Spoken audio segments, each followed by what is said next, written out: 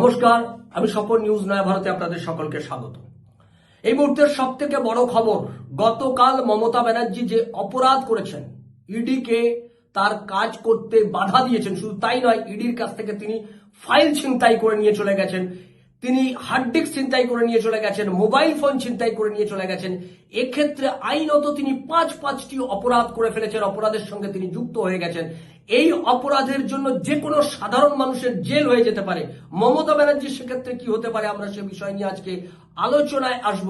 তার পাশাপাশি ইডির বিরুদ্ধে তিনি একটা অভিযোগ এনেছিলেন, ভয়ানক অভিযোগ, এবং সেই অভিযোগে কলকাতা হাইকোর্ট গতকাল কষিয়ে থাপ্পড় দিয়েছে। সে বিষয় সম্পর্কে আমরা বিস্তারিত আলোচনা করব। তার আগে আমি আমার দর্শকদেরকে বলবো, আপনারা যারা আমাদের এখনো পর্যন্ত চ্যানেলটা সাবস্ক্রাইব করেননি তারা চ্যানেলটা সাবস্ক্রাইব করে দিন। যারা আমাদের চ্যানেল নিয়মিত দেখেন তারা আমাদের চ্যানেলের নিউজগুলোকে শেয়ার করুন, লাইক দিন, আর কমেন্ট বক্সে আপনি আপনার মূল্যবান মতামত লিখুন। আমরা আজকে মূল আলোচনায় ঢুকবো যে মমতা ব্যানার্জি তিনি যে পাঁচটি অপরাধ করেছেন। গতকাল আমরা দেখেছি 2019 সালে উনি একই কাজ করেছিলেন। সিবিআই যখন সারদা স্ক্যামের ক্ষেত্রে রাজীব কুমারকে গ্রেপ্তার করতে এসেছিল, তিনি তখন তার বাড়ির সামনে ধর্ণা দিয়ে রাজীব কুমারের গ্রেপ্তারি আর তিনি কি আটকে দিয়েছিলেন। তিনি তার ক্ষমতার অপব্যবহার করেছেন। এই নিয়ে অভিযোগ বারবার উঠছে যে মমতা ব্যানার্জি তার ক্ষমতার অপব্যবহার করছে। এক্ষেত্রে সেন্ট্রাল গভর্নমেন্ট এবং সেন্ট্রাল এজেন্সিকে তাদের যে পাওয়ার আছে, সে যে লেজিটিমেট পাওয়ার এবং তার যে লিগাল পাওয়ার আছে, সেটাকে তাদের প্রয়োগ করতে হবে। এটা কিন্তু বারবার এই কেন তাদের ক্ষমতাকে, সেন্ট্রাল গভর্নমেন্ট এবং সেন্ট্রাল এজেন্সি তাদের যে লেজিটিমেট পাওয়ার আছে সেই পাওয়ারটাকে তারা কেন ব্যবহার করছেন না, তাদের যে লিগাল পাওয়ার আছে সেই লিগাল পাওয়ারকে তারা কেন ব্যবহার করছেন না, এই নিয়েও প্রশ্ন বারবার উঠেছে। গতকালও ঘটনার পর এই জোরদার এই আওয়াজ উঠলো যে সেন্ট্রাল গভর্নমেন্ট এবং সেন্ট্রাল এজেন্সি তাদের ক্ষমতা দেখাক। মমতা ব্যানার্জি গতকাল যে অপরাধ করেছেন, আন্ডার সেকশন 186, 212, এই অপরাধে তিনি অভিযুক্ত হয়েছেন। এই সেকশন, এই ধারায় তিনি অভিযুক্ত, এবং তার সঙ্গে পিএমএলএ ক্লজ 17 এই ধারাতে তিনি অভিযুক্ত। ক্লজ 17 এর ধারা কি বলছে? বলছে interference in the affairs of an investigative agencies and officers. এই যে তাদের ইনভেস্টিগেটিং যে এজেন্সি রয়েছে আর তাদের যে অফিসার্স রয়েছে, তাদের অর্থাৎ ইডি, তার কাজে তিনি বাধাদান করেছেন, সরকারি কাজে বাধাদান করেছেন। যে কোনো সাধারণ মানুষ এই অপরাধ করলে তার এখনই 2 ঘন্টার মধ্যে তার জেল হয়ে যেত। এখনো পর্যন্ত মমতা ব্যানার্জির বিরুদ্ধে কোনো অ্যাকশন নেওয়া হয়নি কেন, এই নিয়েও কিন্তু প্রশ্ন উঠছে বিভিন্ন মহলে। ফলে মমতা ব্যানার্জির ক্ষেত্রে ইডি কি পদক্ষেপ করে? কলকাতা হাইকোর্টে তারা গেছেন এবং কলকাতা হাইকোর্টে তারা গিয়ে যে বিষয়টা সম্পর্কে তারা যে কলকাতা হাইকোর্টে গিয়ে তারা যে বিষয়গুলোকে তুলে ধরেছেন, আমরা জানলাম কলকাতা হাইকোর্টে তারা ঠিক এই পিএমএলএ ক্লজ 17 এটাকে তারা সামনে নিয়ে এসছেন।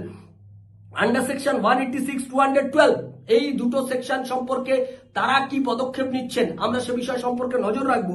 কিন্তু আমরা যেটা দেখলাম যে মমতা ব্যানার্জি যে অভিযোগগুলো তুলছেন, সেই অভিযোগগুলো কলকাতা হাইকোর্টে গেলে খারিজ হয়ে যাবে। প্রথম অভিযোগ তিনি কি বলছেন?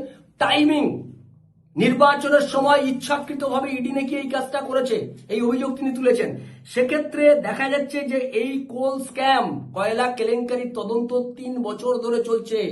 শুধু তাই নয়, গত নভেম্বর মাসে 100টা জায়গায় এই তদন্তের জন্য তারা ছাপামারি করেছে, বিভিন্ন জায়গায় তারা গেছে তদন্তের স্বার্থে গত নভেম্বরে।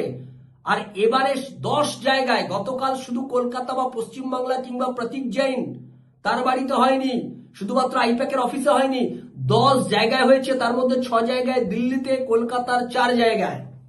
এই ছাপামারি, এই যে তদন্তের জন্য ইডি গেছে, সেই ইডির কাজ করেছে। সুতরাং মমতা ব্যানার্জি কোল স্ক্যামের টাইমিং, এই তদন্তের টাইমিং নিয়ে যে প্রশ্ন তুলেছে কলকাতা হাইকোর্টে, সেটা খারিজ হয়ে যাবে। দ্বিতীয়ত যে অভিযোগ তুলেছে যে ইডি হচ্ছে তদন্তকারী, এরা হচ্ছে তোতা, ইডি হচ্ছে এটা কেন্দ্রীয় সরকার, তারা এটাকে ব্যবহার করছে।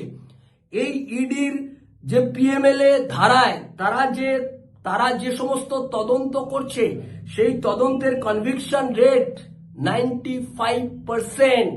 তাহলে এক্ষেত্রে মমতা ব্যানার্জি এই যে রাজনৈতিক স্বার্থে কিংবা কেন্দ্রীয় সরকারের তোতা পাখির মতো কাজ করছে বলে যে অভিযোগ মমতা ব্যানার্জি বারবার তুলেছেন, গতকালও তুলেছেন, সেটা কিন্তু এক্ষেত্রেও কলকাতা হাইকোর্টে গিয়ে ধাক্কা খাবে। কারণ ইডির কনভিকশন রেট 95%। ফলে এই 5টা জায়গায় মমতা ব্যানার্জি ধাক্কা খাবে।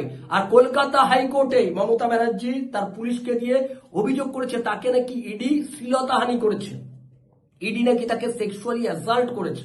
এই অভিযোগে তিনি কলকাতা হাইকোর্টে তিনি পৌঁছে গেছিলেন। কলকাতা হাইকোর্ট গতকাল এইটা শোনার পর কষিয়ে একটা থাপ্পড় দিয়েছে, এই পুলিশকে বলেছে ইমিডিয়েট এটাকে খারিজ করো।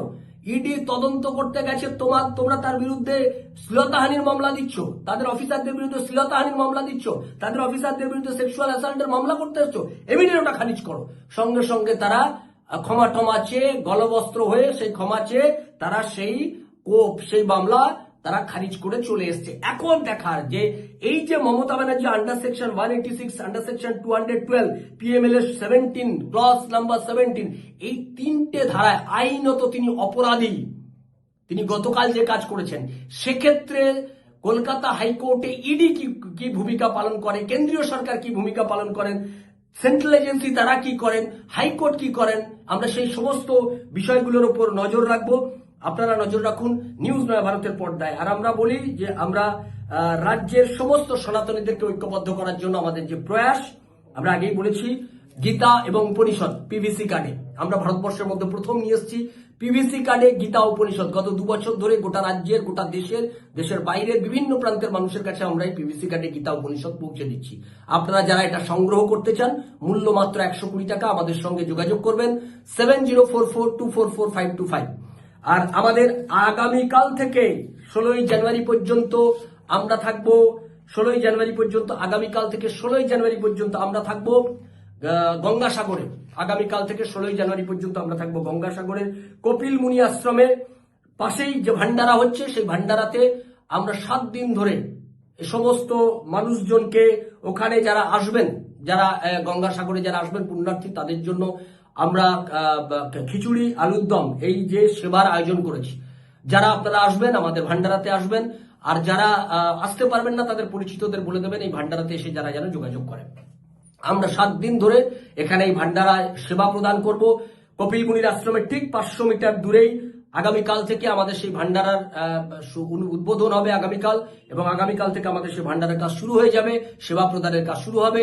আপনাদের সকলের রইল আমন্ত্রণ। আর যাওয়ার আগে বলে যাই, যারা আমাদের চ্যানেলটা এখনো পর্যন্ত সাবস্ক্রাইব করেননি তারা আমাদের চ্যানেলটা সাবস্ক্রাইব করে দিন, লাইক করুন, শেয়ার করে দিন নিউজগুলো।